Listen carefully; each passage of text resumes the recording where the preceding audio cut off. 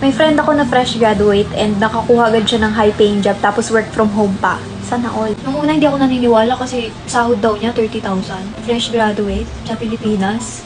Wow. May tinuro siya sa akin ha kung paano niya ginagawa yung resume niya. Tinry ko and then nag-work siya. Nag-apply din ako doon few months ago and hindi ako tinanggap. Tapos ngayon, tinry ko yung ginawa niya and then natanggap ako. Para makatulong din ako guys, tuturo ko sa inyo kung paano. So first thing is go to Google and type mo lang to, blackbox.ai. So ayan, click natin. So ayan siya. And then, type mo tong prompt na to.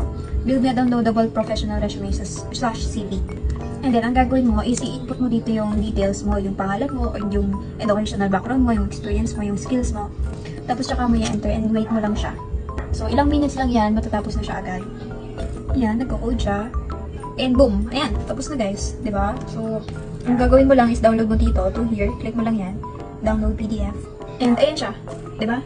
Diyan daw resume. Diba? Andiyan na siya. So, ganun lang siya kalupit guys. Sobrang bilis lang. And ang ganda rin ng resume na to. If gusto nyo to itry, you search blackbox.ai on Google or click nyo lang yung link sa bio ko.